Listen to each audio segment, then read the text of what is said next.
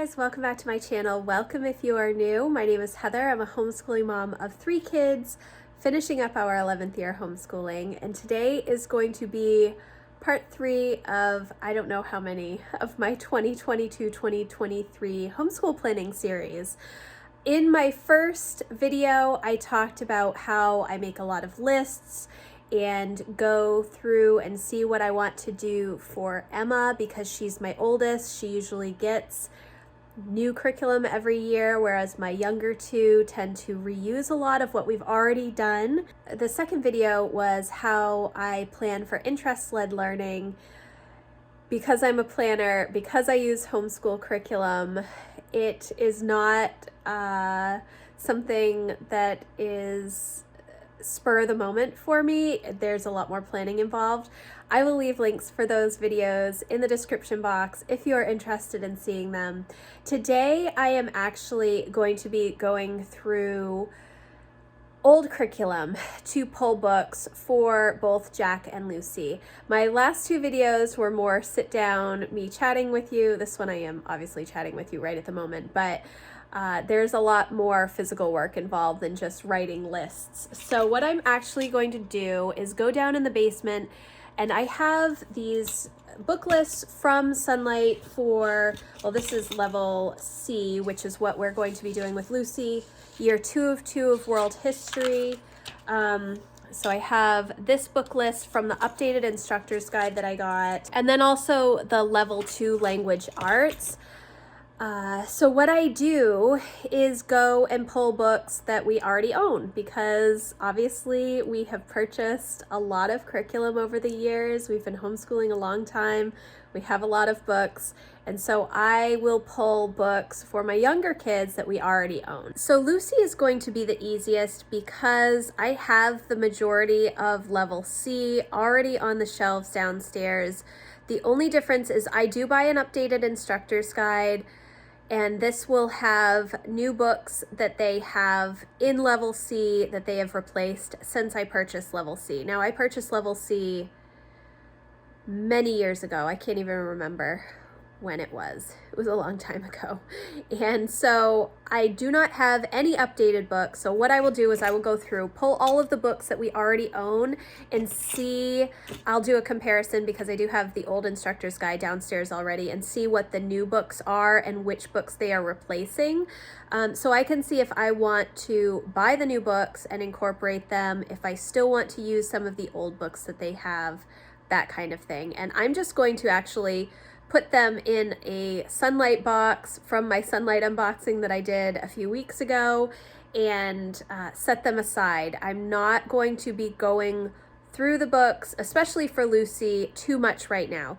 The other books that I will be pulling are level H language arts books, and I don't believe I need a new level H instructor's guide because we did just do level H a couple of years ago, so I'm not that concerned about getting an updated instructor's guide. I might look online and see if there are any new H books for language arts that I want to do with Jack. He is actually going to be doing main studies next year, so I did talk with a children's librarian about some main-based books for him for next year, and I have a list of those books that I want to do, but I do know that he needs more reading material. So I'm going to go through level H. He's going to do the language arts portion. I'm not sure how much of the reading he will do because he has read some of the books since we did level H with Emma, because I'm trying to find books for him to read all the time. So I'm not sure how many of those books he's read, but I do need to pull them. Again, I will just put them in a box to set aside so that I can go through at a later point. But that is the next step in my process of planning for homeschool, is to pull books that we already own and then go through and see what we want to use, what we may not want to use, and how I can fill in the gaps of between the two. You know, if I do need more books, or if I find that Jack has read most of the H readers, then I'm going to have to figure out other books and look for other book lists that I can use for him for next year. I will still pick other books to read. Obviously, we are big readers. I love literature-based learning in our home. We will pick books most likely from Brave Writer, but Brave Writer doesn't come out with their new book choices, book selections for 2022, 2023 until June, I think, is when they normally do it. May, maybe the end of May.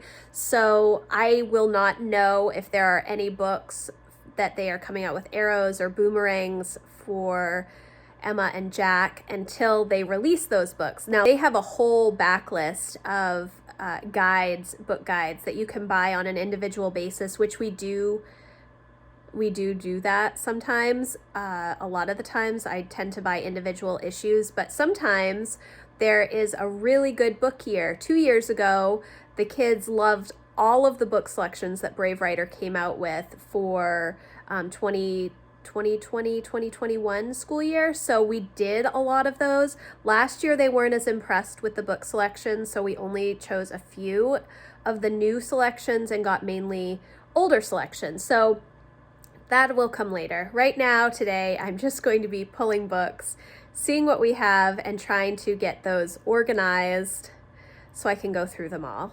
I will have to bring all of the books upstairs for next year so that I don't do a lot of pre-reading, but I do a lot of reading through notes and just familiarizing myself with the material. I don't do that until the summer, and then I only do like a couple of months at a time, maybe 6 weeks at a time. So lots of planning still to be done, but that is what I'm going to be doing today, is working on pulling the books that we already own. So start on your shelves and look and see what you already have. It's actually one of the things that I love most about Sunlight is that we don't do a lot of consumable work.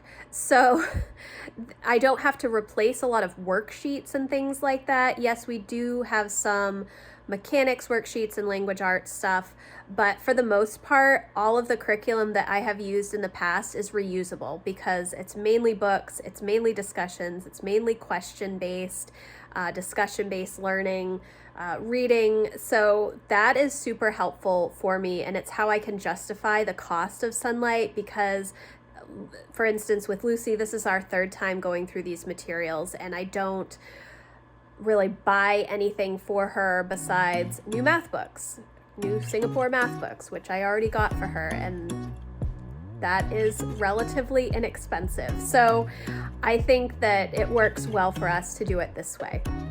So that's what I'm going to do. I'm going to go downstairs and start pulling books.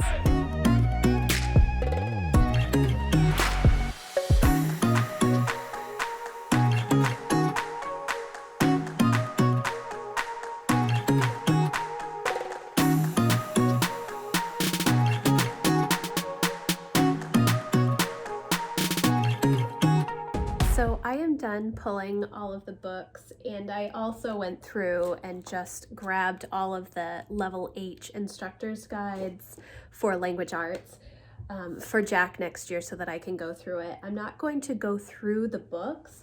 I've gotten pretty much all of the books. I think for Lucy, there is just one book that I'm missing.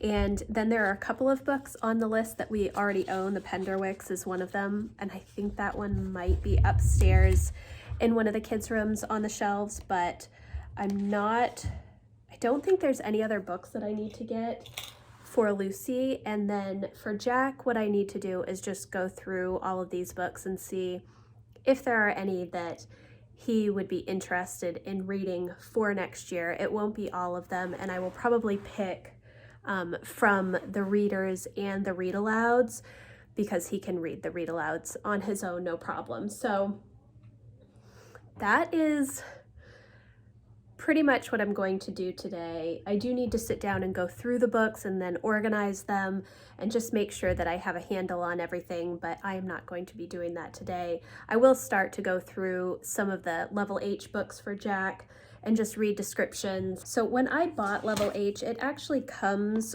with